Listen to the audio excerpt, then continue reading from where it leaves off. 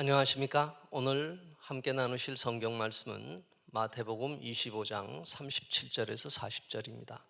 이에 의인들이 대답하여 이르되 주여 우리가 어느 때에 주께서 줄이신 것을 보고 음식을 대접하였으며 목마르신 것을 보고 마시게 하였나이까? 어느 때에 나그네 되신 것을 보고 영접하였으며 헐벗으신 것을 보고 옷 입혔나이까? 어느 때에 병드신 것이나 옥에 갇히신 것을 보고 가서 배웠나이까 하리니 임금이 대답하여 이르시되 내가 진실로 너희에게 이르노니 너희가 여기 내 형제 중에 지극히 작은 자 하나에게 한 것이 곧 내게 한 것이라 하시고. 지금 북한은 올해 들어 12차례나 미사일 발사를 하고 있습니다. 며칠 전에는 대륙간 탄도미사일 ICBM을 발사하여 한국과 미국, 일본, 전 세계를 흔들어 놓았습니다. 그야말로 전 세계에 대놓고 한 핵과 장거리 미사일 실험을 하지 않겠다는 약속을 폐기한 것입니다. 미국이 자기들에게 한 약속을 지키지 않았기 때문이라는 것입니다. 그러나 한편으로 보면 이러한 도발 행위들은 제발 살려달라는 SOS의 신호이기도 합니다. 북한은 이중적인 사회입니다. 겉으로는 자력갱생을 외치지만 속으로는 제재로 인해 한계 상황을 더 이상 버틸 수 없다고 외치는 것입니다. 윤석열 신정부에서도 북한 비핵화에 대한 제재와 압박의 정책으로 나가는 상황에서 정말 북한과의 교류 협력을 해야 하는가라는 논란이 있습니다. 북한에 대한 인도적 구호 및 경제 교류 협력이 평화적 복음 통일에 도움되나요? 라는 질문을 드립니다. 첫째, 유엔 제재와 코로나 상황에서 북한의 보통 주민들 생활은 비참합니다. 김정은 위원장이 권좌에 올라선 지 10년을 맞이했습니다. 북한은 핵무력과 경제건설 병진 노선을 국가 전략으로 세우고 2012년부터 2016년까지 매년 1 내지 5%의 경제성장을 이루었습니다. 그러나 2016년 북한이 4차 핵실험을 하여 유엔 제재에 들어가면서부터 북한 주민들의 삶은 어려운 상태로 들어갔습니다. 북한은 2020년부터 코로나로 인해 국경 봉쇄를 하고 북한으로 넘어가는 모든 물자의 출입을 봉쇄하였습니다. 이로 인해 북한 바닥 주민들의 삶은 더욱 피폐해졌습니다.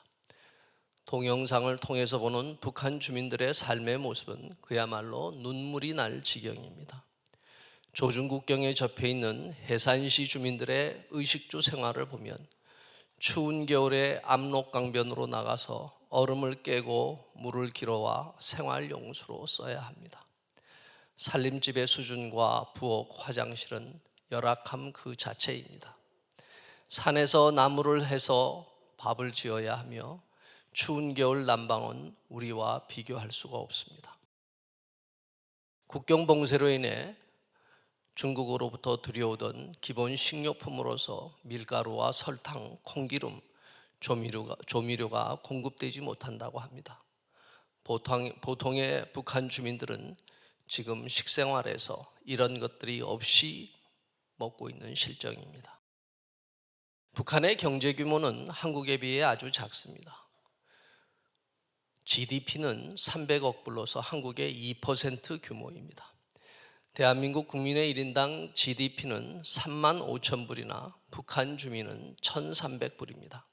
3%에 불과한 수준입니다.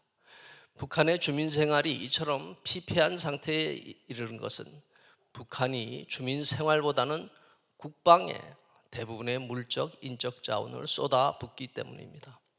특히 고난의 행군을 겪고 난 이후 김정일 시대 때는 군을 앞세우는 선군 정치를 통해 북한 경제의 70 내지 80%를 핵 미사일 개발과 재래식 무기를 향상시키고 군대를 유지하는 데 쓰여져 왔습니다. 그러니 인민들의 의식주 생활을 향상시키는 데 쓰여질 재정이 없는 것입니다. 하나님은 성경 전체에 걸쳐서 약자에 대한 배려를 늘상 말씀하십니다. 구약에는 과부와 고아, 나그네를 돌보라는 말씀을 계속하십니다. 누가복음 14장 13, 14절은 잔치를 베풀거든 차라리 가난한 자들과 몸 불편한 자들과 저는 자들과 맹인들을 청하라. 그리하면 그들이 갚을 것이 없으므로 네게 복이 되리니 이는 의인들의 부활 시에 네가 갚음을 받겠음이라 하시더라고 하십니다. 이처럼 가난한 자, 몸 불편한 병자, 저는 자, 맹인으로서 장애인들을 돌보라는 것이 주님의 명령입니다. 우리가 북한 주민들의 형편없는 의식주 생활을 도와야 하는 것은 북한 정권을 지지해서가 아닙니다. 오늘 본문에서도 주님은 우리가 너희에게 마지막 날 심판 때 양과 염소, 의인과 악인으로 판정하는 기준으로 지극히 작은 자 하나에게 해준 것이 나에게 한 것이라고 말씀하십니다. 오늘 한반도에서 지극히 작은 자 하나가 누구입니까? 바로 북한의 바닥 주민들입니다. 그들이 이후에 우리를 만나게 되면 우리가 정말 어려울 때 너희가 우리에게 무엇을 해 주었느냐고 물을 것입니다. 우리가 배고프고 목마르고 나그네되고 병들어 옥에 갇혔을 때 너희들이 우리를 돌아보지 않았는데 우리가 너희 말을 들을 것이 무엇이냐고 할 것입니다. 북한 주민들의 마음을 얻어야 합니다. 그래야만 우리가 그들의 신뢰를 받을 수 있습니다. 그리고 그들이 우리가 제시하는 복음적 평화 통일의 길을 지지할 수 있습니다. 둘째, 북한의 시장화 현상이 북한 정권의 변화를 불러옵니다. 북한은 김정은 시대에 접어들면서 제한적이나마 개혁 개방에 들어갔습니다. 북한 경제는 지금 시장 경제화에 접어들었습니다. 중국의 개혁 개방 초기의 모습과 비슷합니다. 어쩔 수 없이 받아들인 겁니다.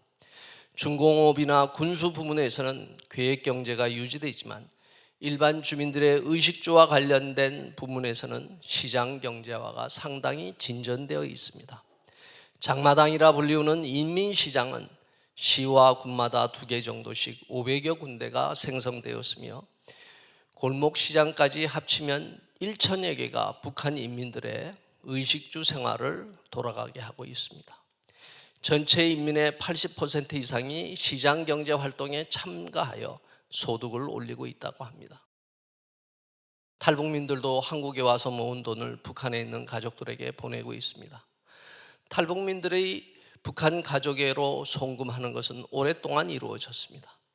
탈북민 한 사람이 연간 평균적으로 한국 돈 100만 원 정도를 보낸다는 자료도 있습니다. 한국 돈 100만 원은 북한 돈으로 환산하면 500만 원 정도에 달하며 이는 보통 주민들의 2년치 정도의 생활비입니다. 이 돈을 탈북민 전체로 모으면 작은 규모가 아닙니다. 초기 장마당에서의 사업자금 중 다수가 탈북민 송금에서 나왔다는 것도 알려진 사실입니다. 그래서 북한에서 탈북민이 있는 가정은 예전에는 눈치 보고 전전긍긍했지만 이제 남한에서 오는 돈으로 비교적 생활이 윤택하여 주위에 부러움을 사기도 한다고 합니다. 지금 북한에는 사업 소환이 있어서 장사로 돈을 모은 사람들을 전주 내지 대방이라고 하는데 이러한 신흥 자본가들이 성장하고 있습니다. 이들은 북한의 기업소나 공장에 원자재를 조달하고 생산품을 판매하는 데 돈을 대면서 이익의 일부를 가져가는 식으로 소위 시장경제적 자율경영이라는 현상이 나타나고 있습니다. 심지어 평양의 사동지구에 연 만호의 살림집 건설을 하는데 필요한 건자재를 조달하는 자금을 대고 건설된 아파트의 일부의 분양권을 받아 거래하는 행태까지 나타나고 있습니다. 배급 경제가 사라진 현실에서 쌀 1kg에 북한 돈 6, 7천 원 하는데 공무원들의 월급은 4, 5천 원 수준입니다. 그러니 북한의 공무원들이 어떻게 경제생활을 하겠습니까? 크든 작든 그들의 인허가권을 가지고 사람들을 통제하면서 봐주고 밀어주는 대가로 반대급부를 받아 소득을 올리는 겁니다.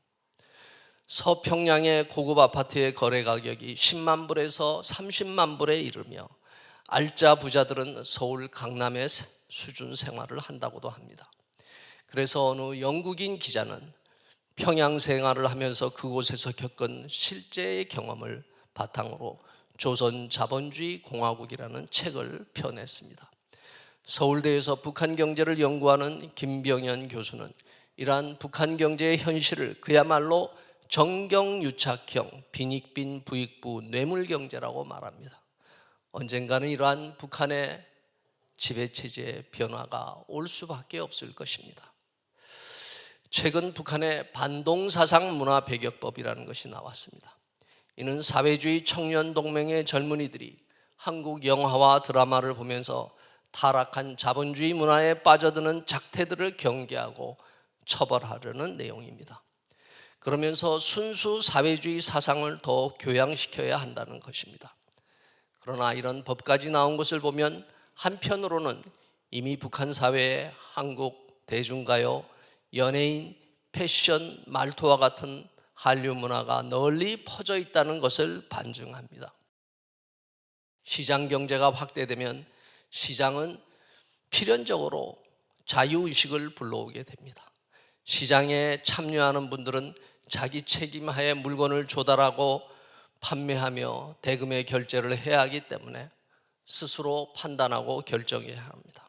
잘못될 경우 자기가 피해를 보기 때문에 자기 결정권 의식이 자랄 수밖에 없습니다. 그래서 보위부나 안전원이 와서 감시해도 그런 통제를 빠져나가는 방법들을 개발하고 체득해 가는 것입니다. 셋째, 복음적 평화 통일을 위해서는 인도적 구호와 경제 교류 협력을 해야 합니다. 우리는 북한 주민에게 복음을 전하는 데 관심이 있습니다. 그러나 지금 북한은 어느 누구도 직접적으로 예수 그리스도의 복음을 전하거나 교회를 세우는 일이 불가능합니다. 북한 정권은 기독교에 대한 적대적 태도를 해방 후부터 지속해 오고 있습니다. 그러나 언젠가는 이러한 정책에도 변화가 올 것입니다. 그때가 되기까지는 북한 주민과 북한 정권의 사람들을 꾸준히 접촉하고 교류하는 일을 해야 합니다. 그러면 언젠가는 직접 선교의 문이 열릴 것입니다. 하나님께서 하실 것입니다. 작년 말에 미국 교포이신 윤상혁 의사가 쓴 사랑으로 길을 내다라는 책이 출간되어 읽어보았는데 큰 감동을 받았습니다. 닥터 유는 선양 하나라는 구호단체를 세우고 지난 15년간 낮은 선봉 경제특구와 평양에서 인도적 구호와 경제지원 사업들을 해왔습니다. 선양 하나는 함경북도 낮은 선봉 경제특구의 지역의 타가소와 유치원에 빵과 음료를 공급하는 사역을 오랜 동안 해왔습니다. 그리고 나선 무역회사라는 신발 공장을 차려 북한 주민 50여 명을 고용하고 각종 신발을 생산하여 북한 전역에 공급하였습니다. 그리고 나선 지역 진료소에 필요한 의약품과 장비들을 지원하였습니다. 나아가 평양에 척추재활센터를 건립하여 평양 및 북한 전역의 척추 장애인들을 치료하는 사역을 해왔습니다. 그는 이러한 활동으로 북한 당국으로부터도 신뢰를 얻고 있습니다. 북한 당국은 그가 크리스찬이라는 것을 잘 압니다. 그와 함께 사역하는 외국인들은 낮은 선봉에서 자체적으로 예배드리는 것을 허가받았습니다.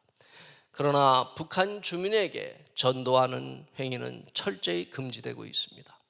낮은 선봉 경제특구에는 코로나 이전에 선양 하나 외에도 빵공장, 도유공장, 두부공장, 비료공장, 제약공장 등으로 북한 주민들의 생필품 공급을 돕는 사업체들이 있습니다.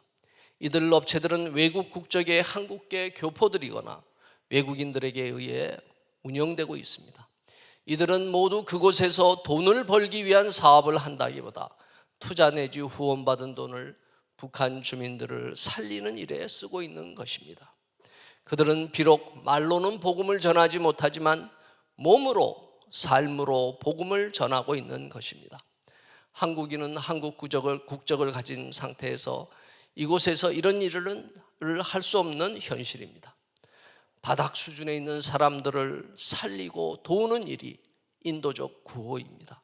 긍휼 사역입니다. 어떤 분들은 북한에 쌀이나 비료를 제공해도 이런 것들이 주민들에게 전달되지 않고 군대로 가거나 북한 정권에 의해 자의적으로 이용된다는 점들을 말하시기도 합니다. 개성공단을 운영할 때 한국 업체들이 간식용으로 북한 근로자들에게 초코파이를 제공하였습니다. 이 초코파이가 북한 근로자들이 남한을 알고 그들이 시장 경제를 받아들이는데 큰 역할을 했다는 것은 잘 알려진 사실입니다. 북한 주민들은 압니다. 쌀이나 생필품 공급이 어디서 오는지를 압니다. 바로 그것이 한 동포, 한 민족이라는 의식을 살아나게 하는 겁니다. 누가복음 16장에는 선한 사마리아인의 이야기가 나옵니다. 예루살렘에서 여리고로 내려가는 길에서 강도 만난 어느 사람의 이야기가 나옵니다. 강도들에 의해 옷을 벗기우고 맞아서 거의 죽은 상태가 되었습니다. 그런데 그 사람을 보고도 무심하게 지나가는 사람들이 나옵니다. 어느 제사장과 레위인은 죽어가는 사람을 보고도 피하여 갔습니다. 그런데 누가복음 10장 33, 35절은 어떤 사마리아 사람은 여행하는 중 거기 이르러 그를 보고 불쌍히 여겨 가까이 가서 기름과 포도주를 그 상처에 붓고 싸매고 자기 짐승에 태워 주막으로 데리고 가서 돌보아 주니라. 그 이튿날 그 주막 주인에게 데나리온 2를 내어주며 이르되 이 사람을 돌보아 주라. 비용이 더 들면 내가 돌아올 때 갚으리라 하였으니라고 합니다. 사마리아 사람은 그 강도 만난 사람을 불쌍히 여겼다고 합니다. 그리고 예수님은 율법 교사들에게 너도 이와 같이 하라고 말씀하셨습니다. 불쌍히 여기는 마음을 가져야 합니다. 이 마음이 긍휼의 마음이고 예수님의 마음입니다. 우리도 그런 마음을 가지고 우리의 손과 발을 긍휼 사역에 드려야 합니다. 기도하겠습니다. 하나님, 우리가 북한 주민들을 긍휼히 여기는 마음을 품게 하옵소서. 북한 정권을 미워하고 분노하는 마음을 가지더라도 북한의 보통 주민들에게는 불쌍히 여기는 마음을 놓지 않게 하옵소서. 북한의 시장 경제가 더 성장하게 하여 주옵소서. 그리하여 북한의 시장을 통한 자유의식이 자라게 하여 주옵소서. 북한 주민들을 디아스포라의 구호단체들이 여태껏 감당해온 긍휼 사역의 열매를 맺게 하옵소서. 북한 정권을 변화시킬 수 있는 분은 오직 주님뿐입니다. 대륙간 탄도미사일을 쏘아대는 자들이 자기 꾀에 넘어가게 하옵소서. 비핵화와 제재 간의 긴장을 주님이 해결하여 주옵소서. 저희는 기도할 뿐입니다. 예수 그리스도의 이름으로 기도하옵나이다. 아멘.